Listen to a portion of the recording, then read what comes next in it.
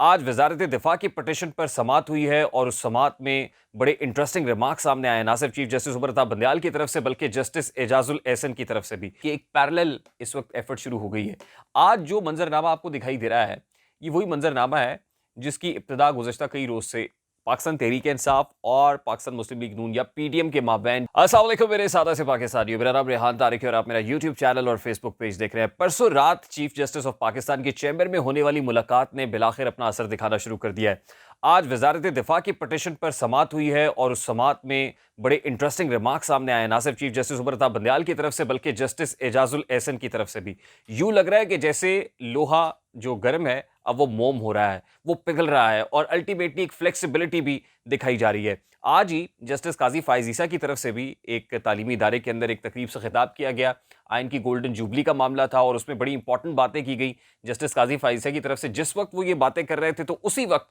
جو کیس کی سماعت ہے وہ بھی شروع ہو گئی تھی، اور اس کیس کی سماعت کی ابتدا میں ہی چیف جسٹس آف پاکستان نے اٹارنی جنرل سے مکالمہ کرتے ہوئے کہا کہ آپ کی بدولت پرسوں رات ہماری ملاقات ہوئی ہے، اور پرسوں رات ملاقات کے اندر ڈی جی آئی ایس آئی بھی موجود تھے، ڈی جی ایم آئی بھی تھے، ڈی جی ایم او بھی تھے اور سیکرٹری ڈیفنس بھی تھے۔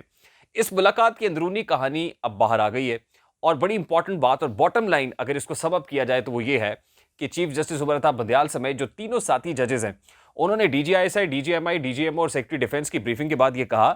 کہ بھئی یہ سب کچھ آپ نے پہلے کیوں نہیں بتایا تھا۔ اس ملاقات میں اٹارنی جنرل بھی موجود تھے اور اٹارنی جنرل سے یہ کہا چیف جسٹس آف پاکستان نے کہ اٹارنی جنرل صاحب حالات اتنے سنگین ہیں، اتنے خراب ہیں، آپ نے پہلے کیوں نہیں بتایا؟ ہمیں پہلے پتا ہوتا تو ہم یہ حکم صادر نہ کرتے۔ یعنی یہ بڑی امپورٹنٹ بات ہے، ذرا ان الفاظ پر غور کیجئے کہ آپ نے تو پہلے ہمیں بتایا ہی نہیں، آپ نے ہمیں اندھیرے میں رکھا ہوا۔ پورا پاکستان کہتے ہیں جانے نہ جانے گل ہی نہ جانے باغ تو سارا جانے ہیں، تو صورتحال یہ ہے کہ سارا پاکستان یہ کہہ رہا تھا کہ حضور والا الیکشنز جو ہے اس وقت کروانا کوئی بہتر یا کوئی اچھا آپشن نہیں ہے، لیکن آپ بضد تھے کہ الیکشنز ہونے چاہیے اور آئین کی حدود سے باہر نہیں جایا جا سکتے، یعنی 90 روز سے باہر نہیں جانا ہے۔ 90 روز سے آپ باہر بھی چلے گئے، اس کے باوجود آپ نے یہ کہا کہ الیکشنز جو ہے وہ 14 مئی کو ہوں گے۔ لیکن اب صورتحال یہ ہے کہ آج جس وقت اٹارنی جنرل پیش ہوئے ہیں اور وزارت دفاع کی طرف سے ایک پٹیشن دی گئی تھی جس میں کہا گیا تھا کہ ملک کی حالات اس وقت الیکشنز کے متحمل نہیں ہو سکتے، کیونکہ اگر اب الیکشنز ہوتے ہیں پنجاب میں تو اس سے سب سے زیادہ فائدہ بھارتی خفیہ ایجنسی را اٹھائے گی اور ملک میں خون خرابہ ہو سکتا ہے۔ کچھ ایسے ہی سبسٹینشل ایویڈنسز جو پرسوں رات ملاقات ہوئی ہے اس میں بھی ان چیمبر تینوں ججز کو دکھا دیے گئے ہیں، جس کے بعد آج چیف جسٹس عمر عطا بندیال صاحب نے اسی سماعت کے دوران کہا کہ اگر ابھی پنجاب میں انتخابات ہوتے ہیں، ان حالات میں ہوتے ہیں تو خون خرابہ ہوگا۔ یعنی اب عمر عطا بندیال صاحب بھی کنونسڈ ہیں، قائل ہیں کہ اگر ابھی انتخابات ہوتے ہیں تو اس سے بدامنی پھیلے گی،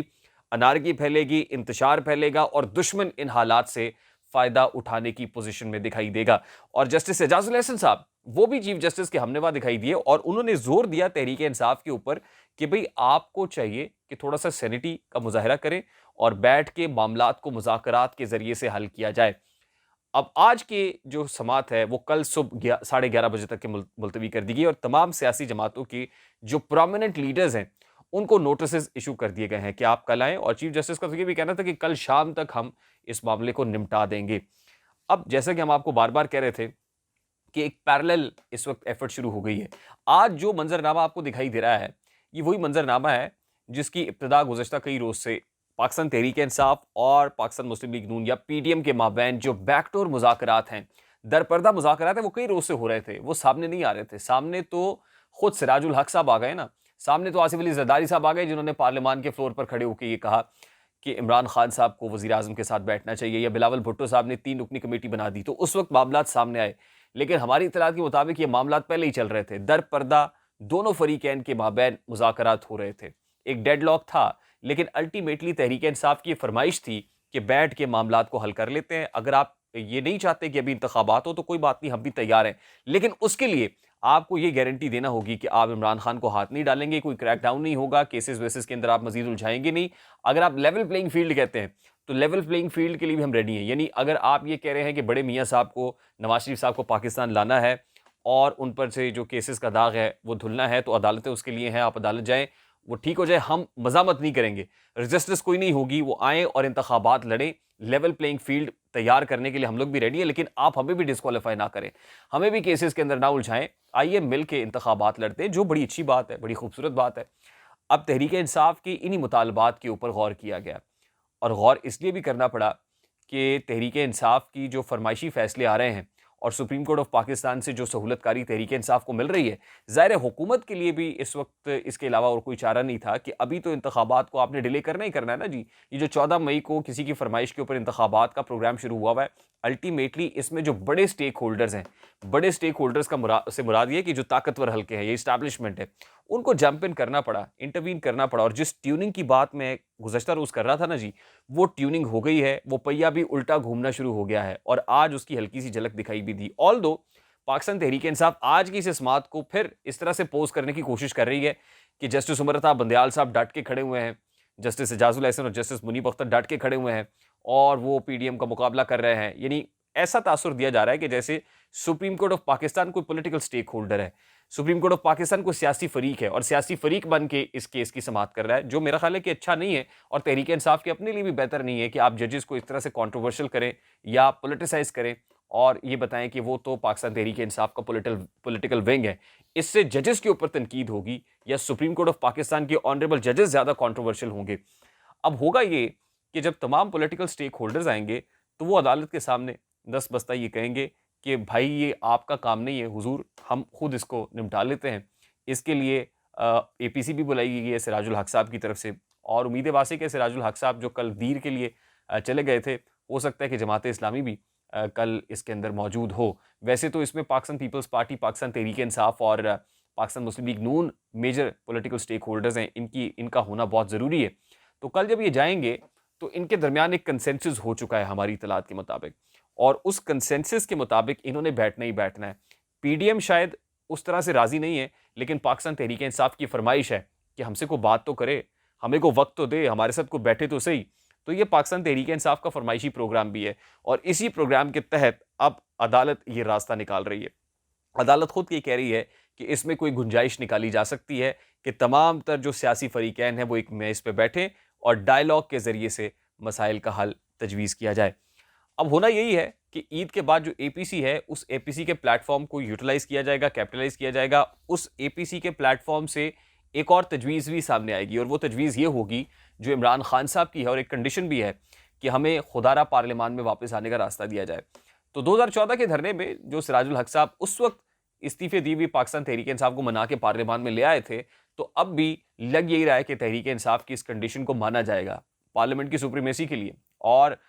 chief of the army staff general Asim Munir صاحب کے اس کہے کے مطابق کہ ہمارا پاکستان ہے اور پارلیمان سپریم ہے، جو فیصلے ہوں گے وہ عوام کے نمائندے کریں گے. تو عوام کے نمائندوں کو ایوان میں ہونا چاہیے. ان کا واپسی کا راستہ جو ہے وہ تلاشا جائے گا. اس کے مطابق جو پارلیمان ہے وہ فیصلہ کرے گی کہ انتخابات کب ہونے چاہیے. کیوں وہ اس لیے پارلیمان کا فیصلہ کرنا ضروری ہے کہ پارلیمان آلریڈی بہت ساری قراردادیں منظور کرا چکی ہے. اب اگر کوئی جو ہے کنسنسس ڈیولپ ہوگا تو وہ بھی پارلیمان کے فورم سے ہوگا، تو اس کی لیجیٹمیسی ہوگی. تو امید یہی ہے، اور